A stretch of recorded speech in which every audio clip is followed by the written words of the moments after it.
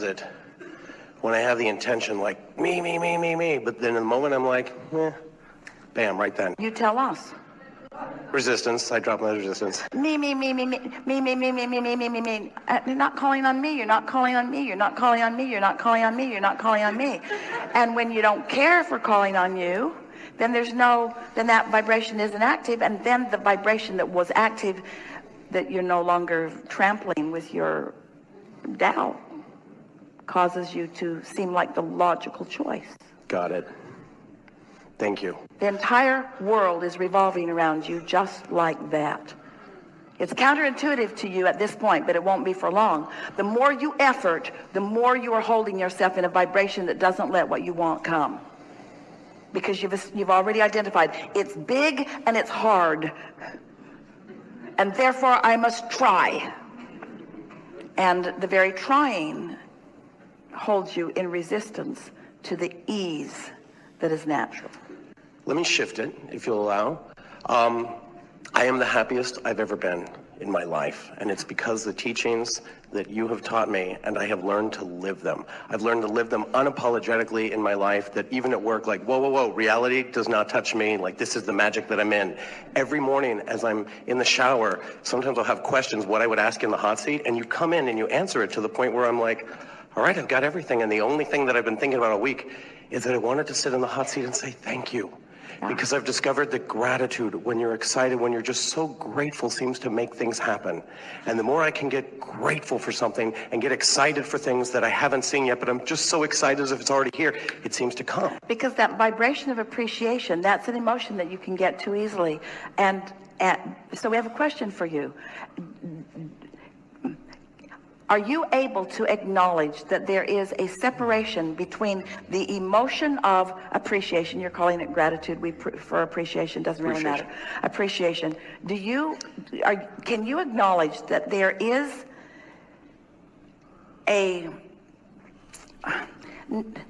that you don't need something to specifically be in the moment of appreciating to feel appreciation? Yes, that you can actually feel it before it comes.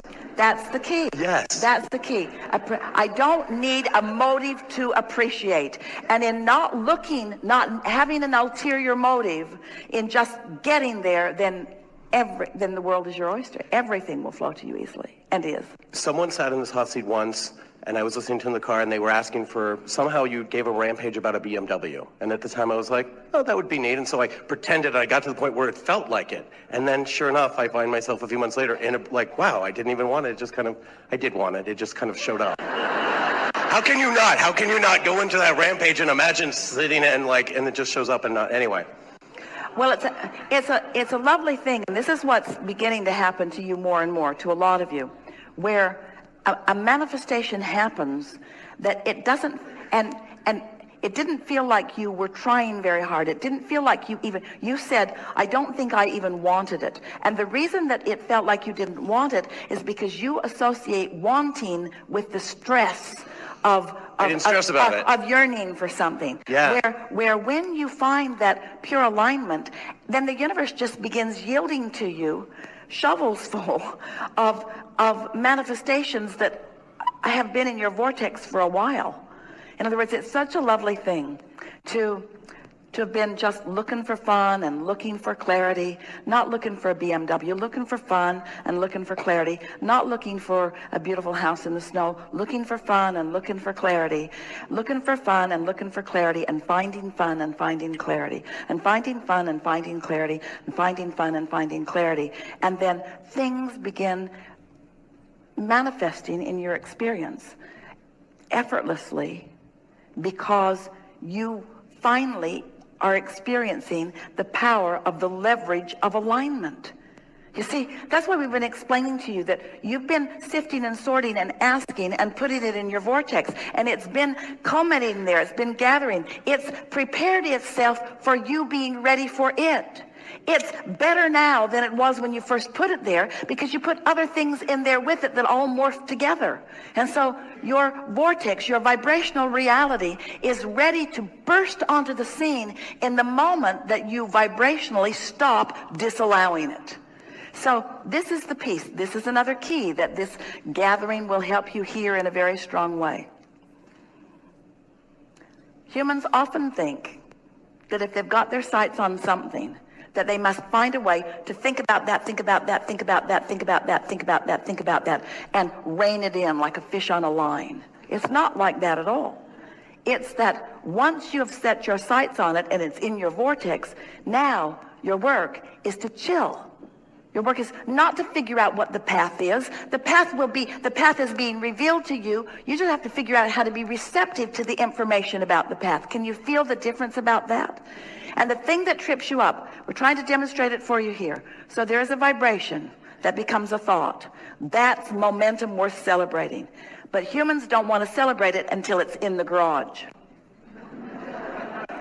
So since it's not in the garage, you mess this up. And since it's not in the garage, you mess this up. And since it's not in the garage, you get another job. And since it's not in the garage, you work harder. And since it's not in the garage, you try to find all the behavior to get it in the garage. And all the stuff that you do to try to get it in the garage causes you to keep messing this up. You see what we're getting at? So if you can just find things that are easy to feel good about, then everything that you want will come into full fruition. You'll find it all in the garage. When you find it in the garage, and for me, I almost made a wish, just like I had seen people lose weight, and it gave me the like, wow, if they can do it, I can too. Yeah. I thought maybe it'd be valuable if I lived such a magical, fun, happy life, I could show people it was true. And that seems to be the case, but it's like an on or off. Sometimes at a party, I'm like, don't ask me if you don't want to know, because I start to talk about Abraham. It's like I blast people and I feel it like, almost like a dimmer switch. Do you know that, like, everything is so amazing and so happy, sometimes, like, I almost want to hold it in until the party, like, hey, how's your life going? Wah! And then I tell them and I can see them run away. Like, they don't want to hear that sometimes. Well, they want to hear, but here's the thing. They disconnect because they hear your words and they see your results. And this is the thing we've talked about here today. There's such a feeling of urgency to close that gap, to get to where I want to be, where what we're wanting to emphasize is that this is the only gap that you can close. In other words, the only gap that you have the ability to close right now is the gap between vibration and emotion. You can close that gap right now. You can accomplish the emotional manifestation. If you can hear this, you have the ability today to accomplish the emotional manifestation. And if you do it and do it and do it and do it and do it and do it, law of attraction will take you all the way to the fulfilling culmination of everything that you want. But if you miss that step, if you try to jump, if you say, give me this and then I'll feel this, it doesn't work. Give me the manifestation and then I'll feel the emotion. That's backwards. Find the emotion, and the manifestation is the momentum that will follow every single time. And once you get that, we've never said it more clearly, you've never heard it more clearly. Once you get it into alignment like that, then so much that's been in your vortex. You see, that's what people mean when they say, oh, I found you and now I'm happier.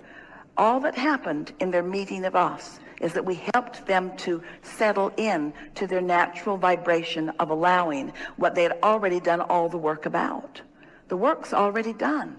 You got here, you explored, you asked, you filled your vortex full of so many things that are important to you.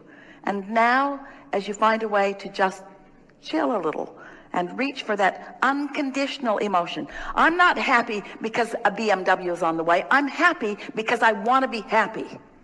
I'm not happy because I found my perfect mate or because my perfect mate is on the way. I'm happy because I'm happy. I'm happy because I'm happy. Turns out your necklace is the key.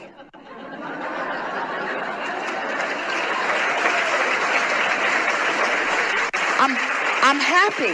I'm happy. I'm happy because I want to be happy. And when I wasn't happy, I thought thoughts that made me feel more happy. And it didn't happen all at once. But over time, I developed an intense determination to do the work that I can do, to control the only thing that I can control, which is my mood. And now you understand the physics behind it. You know that vibration is turning into thought and emotion is right there with the thought. And that's the manifestation you're reaching for. And if you will leave it at that, if people say, what do you want? You say, I want to be happy. And they say, well, what makes you happy? And you say, being happy. And they say, you're a nutcase. Yes. Yep. Yep. Crazier I am, the happier I am. The less I face reality, the happier I am. I'm happy, I'm happy, I'm happy. And then just remind yourself, when you feel happy, say it to yourself, I feel happy. I feel so good, I feel happy. At first it surprised Esther because she didn't ever expect to be happy again after Jerry made his transition. One day she said, I'm happy, and then she said, I'm sorry. Just for a minute, felt wrong to be happy. The conditions didn't seem conducive to happy. Sort of snuck up on her. I don't think I'm supposed to be happy under these conditions. You're supposed to be happy under all conditions.